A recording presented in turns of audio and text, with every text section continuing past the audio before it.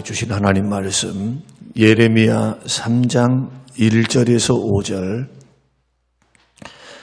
예레미야 3장 1절에서 5절 말씀 우리 같이 읽겠습니다. 그들이 말하기를 가령 사람이 그의 아내를 버림으로 그가 그에게서 떠나 타인의 아내가 된다 하자.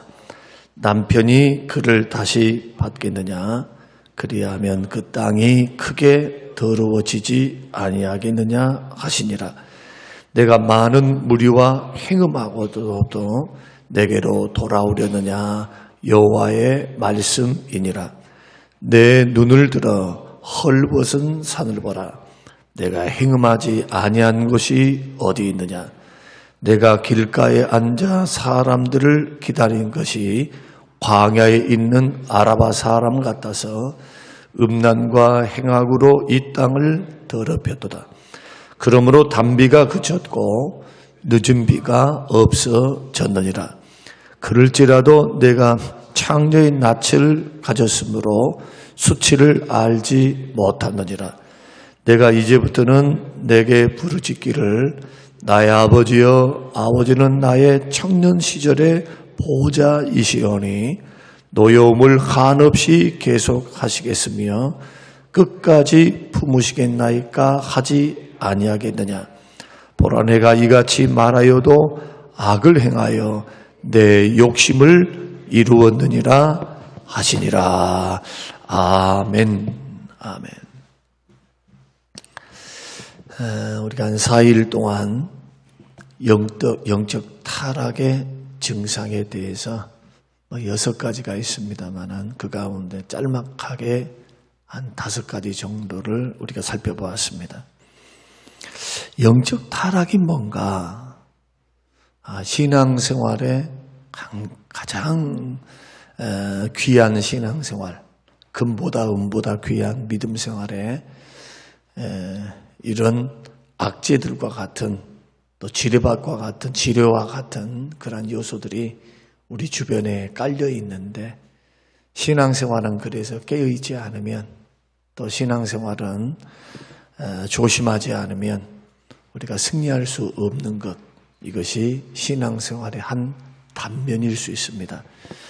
그래서 믿음의 길을 걸어갈 때는 열심히 잘하는 것도 좋은데 또한 조심할 것은 조심해야 되고 이길 것은 이기면서 걸어가는 것이 신앙생활이다.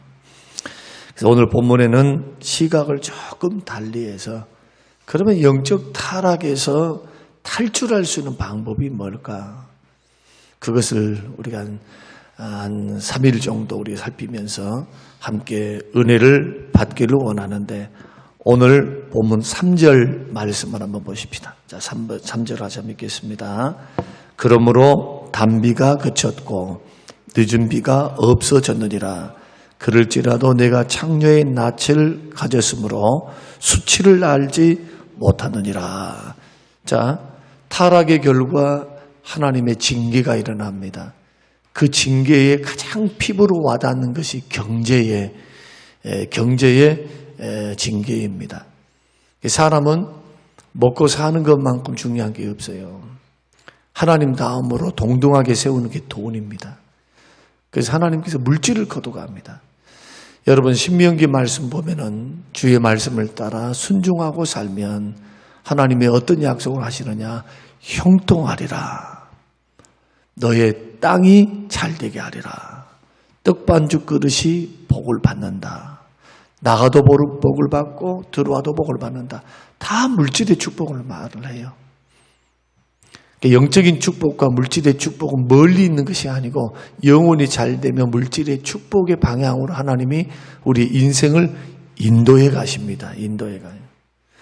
그러나 죄된 방향으로 걸어가면 있던 돈들도 걷어가세요. 걷어가지고 성경을 읽어보시면 걷어가지고 누구에게 준답니까?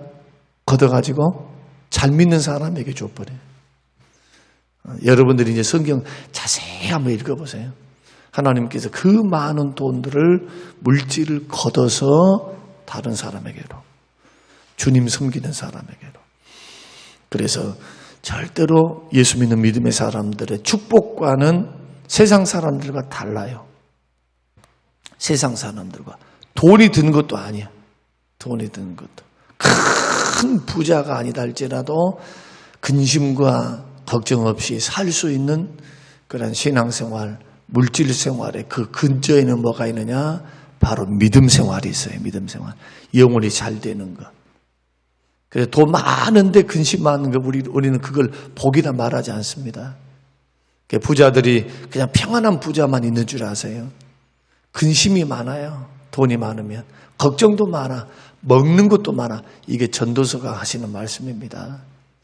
여러분, 나는 부자가 안 됐으니까 한번 돈방석에 앉아가지고 걱정, 근심해도 돈이나 있어보고 근심을 해야 되겠다. 여러분 생각하시는 분들이 있는데 성경이 가르치시고 또 성경이 말씀하시는 그 고통 중에서 돈이 없는 고통도 있지만 돈이 많은데도 고통이 더 증가된다라고 하는 주의 말씀을 더 여러분 무게 있게 들으셔야 돼요.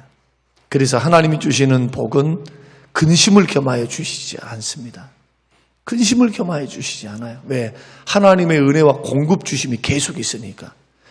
그러니까 우리 믿음 생활에는 영안이 열려야 돼요. 어떤 영안이 열려야 되느냐? 자꾸 제가 말씀드리는 겁니다. 눈에 보이는 환경 가지고 계산 두드리려고 해요. 자꾸. 그럼 뭐라고 성경을 믿어요. 하나님을 믿고. 차라리 밖에 나가서 열심히 일을 내서 열심히 돈 벌 연구를 하지. 참 답답한 거예요. 어떤 면에서 답답하느냐? 만복의 근원이라고 말씀을 하고 그 하나님은 생명을 주신다고 말씀하고 돈보다도 더 영생과 영원한 생명을 주셨음에도 불구하고 하나님을 계산하는 것, 하나님의 시각으로 세상을 바라보는 것, 문제를 풀어가는 것에는 너무 인색해요. 성도들이 너무 인색해. 한 20년, 30년 믿어서도 성도들의 삶이 너무 인색해. 그리고 뭘 좋아하느냐? 영적으로 어찌됐든 어찌됐든 이것 됐든 하여튼 돈만 벌면 좋대. 뭔가 평안하면 좋대 그냥. 그것이 내가 죽을 길인지도 모르고. 그래서 예수 잘 믿는 사람은 가난해도 주님을 내가 섬기고 살고 내가 주님 앞에 서 있고 그 주를 믿는 믿음으로 살아가면 그걸 복으로 여기는 거예요. 미래가 열리거든요. 미래가. 그러나 지금 건강하고 부유한데 자꾸 주님을 멀리해. 주님을 떠나 있어. 그럼 벌써 미래가 보이는 거예요. 뭘 갖고 그걸 판단해야 됩니까? 성경을 갖고 판단해야지. 1.16도 변함이 없는 주의 말씀. 아, 그게 저주야. 축복을 받는 저주가 뭐냐? 돈이고 건강이고 취미고 세상이고 그 마음 중심이 이미 중심에 하나님이 계시지 않은 거잖아요. 점점 주님을 떠나는 거잖아요. 이것이 영적 타락이에요. 타락의 증상이지만 그 끝은 뭐냐? 세상 살아가는 거 영적 간음. 무슨 영적으로 간음한다 하는 것이 무슨 우상만 숭배해서 무슨 영적 간음입니까? 세상을 더 사랑하면 그게 영적 간음이야. 타락하는 거야, 타락하는 거. 그러니까 이런 원리는 생각 않고 황금만능주의 내지는 물량주의, 기복주의. 예수 믿는 믿음의 사람들이 복은 하나님으로부터 옴을 믿고 당장에 돈이 떨어지지 않아도 우리 인생을 살아갈 때 하나님께서 먹을 것, 입을 것, 쓸 것을 주시면서 아니 질병이라도 턱하니 걸려서 전 재산 날리는 사람도 많아요. 사고를 당해가지고도 그 많은 돈과 시간과 노력을 투자해야 되는 그런 불행한 인생들도 많아요. 곰곰이 생각해 보라는 거예요. 모든 위험으로부터 지키시고 우리를 합력하여 선을 이루시며 때를 따라 돕는 은혜를 주시고 물질을 책임져 주셔서 우리로 하여금 축복의 길, 은혜의 길, 살 수 있는 길로 걸어가는데 훈련과 연단을 받으라는 거예요.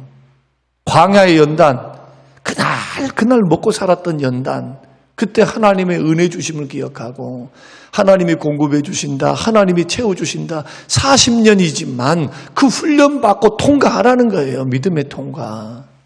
그러면 가나안에 가면 신명기에서 말씀하죠. 너희들이 짓지 않는 집에서 살고 심지 않는 곡식과 과일을 거두어 먹고 하나님이 허락한 그 땅, 남이 경작했지만 주께서 그 민족을 몰아내시고 이제부터는 날마다 아침 저녁으로 거둘 필요 없다. 쌓아놓고 먹어. 밟는 땅이 너 것이야. 끝까지 주님 요구한 게 뭡니까? 믿음으로 땅을 밟아라잖아요. 믿음으로. 그 신앙생활을 잘못 배워놓으면 교회에서 봉사 열심히 하고 무슨 예배 열심히 드리면 그것으로 끝난다 생각한단 말이에요. 참 안타까워요. 기본인데 기본. 기본에 너무 못 미쳐. 죄송하지만 이게 믿음으로 산다는 정의입니다. 정의. 당장에 내일 딱 빵이 떨어지고 내 앞에 문제가 발생을 하고 어떤 어려움이 발생했을 때 언제나 이스라엘 백성들이 했던 것은 뭐냐 하면은 하나님은 뒷전이에요. 믿음도 뒷전이고 그 자기가 옳다 생각하는 것, 자기가 좋다 생각하는 것, 자기에게 도움이 될 것 같은 그런 방법에 올인을 해버려요. 자, 이것이 세상 사는데 직장이 필요 없다, 아니면 계획이 필요 없다, 노력이 필요 없다는 말 아닙니다. 기도한 만큼 노력도 반드시 같이 가야 돼요. 반드시. 예, 같이 가야 돼요. 공중 나는 새는 한가롭게 노는 새가 아닙니다. 먹이 활동을 하는 새예요. 주님이 비유로 말씀하신 그 비유에는 놀라운 그러한 의미들이 숨겨져 있죠. 그래서 하나님께서 범죄하고 주님을 떠나면 징계의 일환으로서 말로 안 될 때 이른 비와 늦은 비를 거둬가신다는 말이 뭡니까? 한 해 농사 망친다는 거예요. 망친다. 경제적인 모든 풍요로움들을 거둬가시겠다는 거예요. 그럼에도 불구하고 이 백성들은 뭐라고 말하는가? 그걸 주목해 보려고 하는데 여기에서 이제 오늘 우리가 영적 타락에서 탈출하기 위해서 필요한 게 뭐냐? 죄에 대한 자각을 가지라는 거예요. 성령께도 민감해야 되지만 말씀의 은혜를 깨달아야 하지만 죄에 대해서 자각이 일어나야 돼요. 자각이. 죄에 대한 자각. 죄는 항상 고통을 가져와요. 고통. 창세기 3장의 말씀 보면 죄가 가져오는 치명적인 결과가 뭡니까? 하나님과 관계 단절되죠. 기도가 막혀요. 인간과의 관계가 단절됩니다. 교제가 막혀요. 죄가 들어오면 네 탓에 네 탓. 네 때문이야. 네 때문이야. 왜 자기 때문 아니에요? 왜 자기 때문에? 자기 때문일 수도 있잖아요.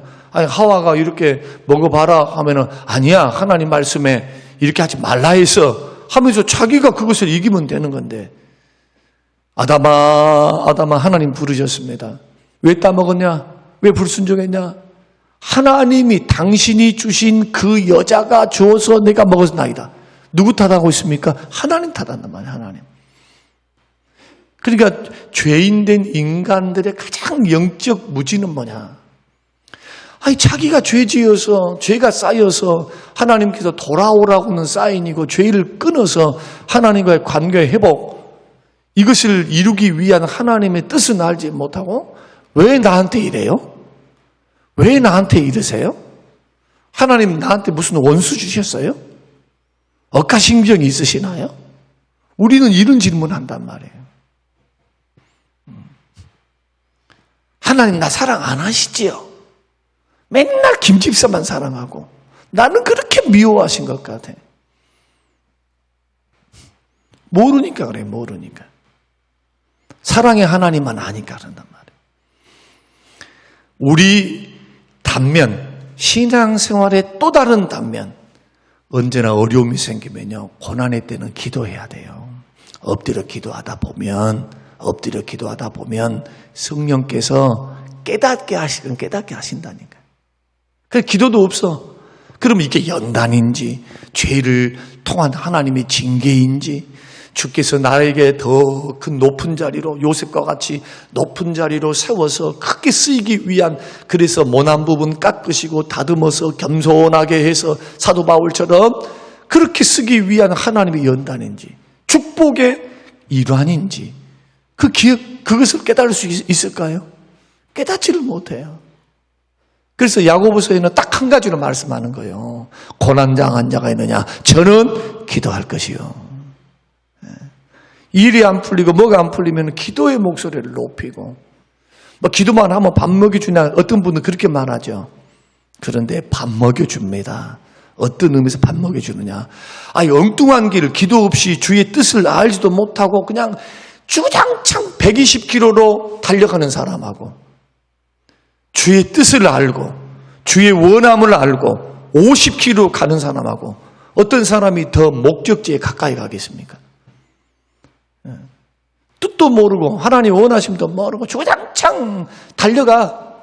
하나님의 목적지와는 거리가 먼데, 그러면 가는 것만큼 자기만 손해요. 왜? 다시 돌아와야 되거든. 다시 돌아와야 돼요. 그러니까 이러한 신앙의 원리를 깨닫지를 못하면 기도 안 합니다. 기도 절대로. 기도는 처음에는 막막해요. 기도하다 보면 잘 몰라. 뜻을 잘 분별을 못해요. 운동이라고 하는 것도 그래요. 처음에는 수영을 하면은 호흡도 트이지 않아갖고 25m도 못 가요. 죽을 것 같으니 거기에 들어가가지고 이제 들어갔다 하면 거기에 나보기 바빠. 왜? 수영 잘하면 어떻게 되느냐? 고개를 돌리는데 화가 안 돌립니다. 살며시 돌리는데 반이 물에 잠겨 있어요. 반이. 한쪽 눈만 가지고 딱 보고 입만 살짝 비더라. 그럼 유유히 가는 거예요. 유유히. 훈련되면. 기도가 훈련되면요, 처음에는 하나님의 뜻을 잘 모릅니다. 처음에는. 기도를 시작하게 되면 그것이 훈련이 되고 연단이 되고 성령께 가까이 있는 방법을 배우게 되면요, 그 다음부터는 주의 뜻이 분명해요. 마음의 평안으로 다가오고, 기도하다가 생각나게 주께서, 기도하다가 생각나게 한다. 그 제목을 가지고 기도를 막 하고 있는데 내가 생각지도 못한 것들을 주께서 순간순간 생각에 집어넣어 주세요. 저 목회 그렇게 하면서 땅 사고, 그렇게 하면서 이것 하고 저것 하며 했어요. 다른 것 가지고 내가 뭐 얼마나 머리가 좋아서 다른 사람 말 듣고 한 게 아니고, 엎드려서 기도하면 주께서 확신을 주신 거예요. 확신. 어떨 때는 답답할 때는 주의 뜻이 아닌 줄 알고 다른 방법으로 기도를 해요. 일단 죄가 들어오면 기도가 막힙니다. 기도가 안 돼요. 교제가 막힙니다. 사람들과의 관계의 문제가 생겨요. 그 성격 탓만 하지 마세요. 성격 탓만 하면 안 돼요. 죄의 문제를 생각해야지. 아직도 내 속에 있는 죄된 습관, 예수 닮지 못한 겸손과 온유한 모습이 아닌 죄된 모습, 죄된 태도, 이런 것이 형제들로 하여금 주변 사람들에게 잘못된 사인을 줄 수가 있어요. 그래서 예수 믿는 사람 그것조차 버려야 돼요. 그것조차. 그 다음에 수치와 부끄러움이 생겨나요. 정말 여러분들이 예수 믿었으면 죄 지으면 수치와 부끄러움이 있는 거예요. 없으면 안 돼. 절대로. 이것이 있어야 회개하고 돌아옵니다. 그리고 이 죄는 자식에게로 물려갑니다. 유전된다는 의미가 아니라 그 죄된 습관은 그대로 자식이 폰을 따라요. 그러니까 여러분 놀랍지 않습니까? 여러분의 자녀들이 여러분 닮았어요. 안 닮았나요? 여러분 태도, 여러분 말, 여러분의 고집, 여러분의 다 유전 형질을 통해서 온 게 아니고 보고 배운 거, 보고 배우는 거. 기질은 조금 그렇게 영향을 받을 수 있지만 보고 배우는 거예요. 그리고 해산의 수고, 노동의 고통이 있습니다. 자, 이러한 고통보다도 더 심각한 문제가 있어요. 그게 뭐냐? 죄를 지으면서도 죄에 대한 자각이 없는 것.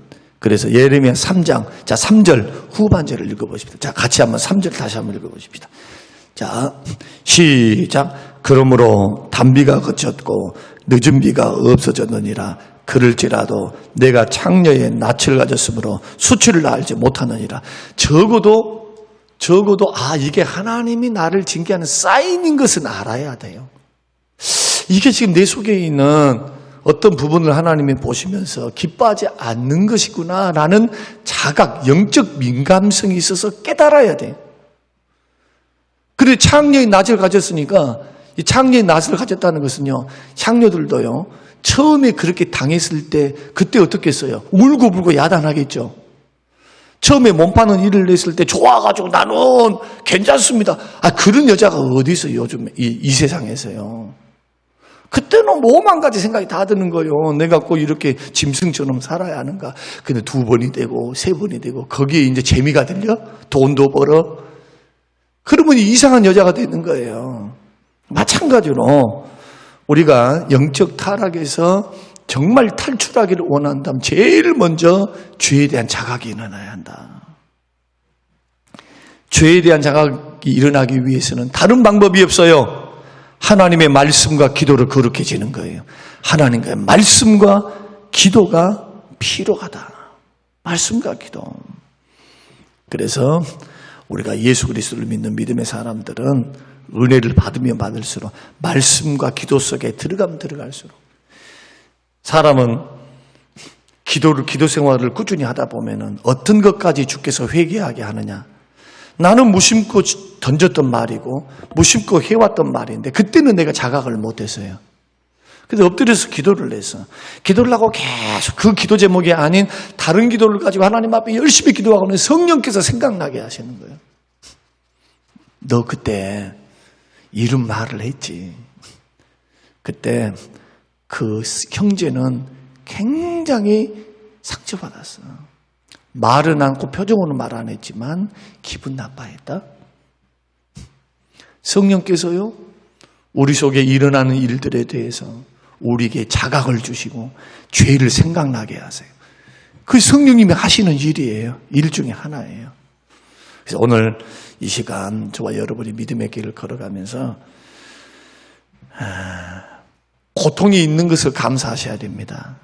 고통이 있으니까, 몸에 고통이 있으니까 병원에 가는 거예요. 그 치료를 받죠. 만약에 고통이 없다 생각해 보세요. 아픈 줄을 모르니까 병원에 안 가서 썩기도 하고 더 크게 덧나기도 하죠. 주님이 죄된 곳에는 언제나 죄가 있는 곳에는 고통으로 우리를 징계하십니다. 마음의 고통, 물질의 고통, 이런저런 고통. 모든 것이 죄 문제는 아니지만 그러나 이때 배워야 될 것은 뭐냐? 엎드리는 것을 배우셔야 돼요. 목사도 목회가 잘 안 되면 엎드리는 것을 배워야 돼요. 다른 어떤 인간의 술수가 아니고 교회를 합병해가지고 뭘 해가지고 저걸 그 2번째 문제라요. 2번째. 그런 건 2번째야. 그렇게 합병을 했어도 또 똑같이 쪼개져. 누가 안 변하면 내가 안 변하면 내가 하나님 앞에서 내가 안 변하면 그래서 우리 예레미야 말씀은 좀 듣기 어려워요. 왜? 소망은 뒤에 나와. 뒤에. 그래서 이 강해를 해나가면서 저는 저를 비롯해서 믿음 있는 사람들이 신앙생활을 쉽게 생각하지 않았으면 좋겠어요. 여러분의 봉사, 여러분의 섬김도 다 주님 앞에서 판단받을 거예요. 절대로 저와 여러분들이 방만하게 생각하거나 다 됐다고 여기거나 괜찮다고 여기지 말고 주님 말씀대로 하세요. 끝까지 승리하시기를 주의 이름으로 축원합니다. 이러한 과정에서 죄에 대한 자각을 성령이여 기도도 하셔야 돼. 성령이여 나에게 죄를 깨달을 수 있는 은혜를 주십시오. 죄에 대한 자각을 나에게 허락하여 주시옵소서. 이러한 은혜로 여러분 세워지시기를 주님의 이름으로 축원합니다. 고마우신 하나님 아버지 감사합니다. 죄에 대한 자각이 없기에 죄에 대해서 징계하심에도 그 징계의 의미를 모르고 계속해서 마음을 굳게 하고 죄된 길로 걸어갔던 남유다 백성들의 멸망을 보면서 주께서 깨닫게 하실 때 말씀하실 때 주여 이기고 승리하는 길 회개의 길로 걸어가도록 축복하옵소서. 조그만 죄라도 주여 용납하지 않도록 영적으로 깨어있게 하시고 죄에 대해서 싸우게 하옵소서. 감사드리며 예수님 이름으로 기도합니다. 아멘.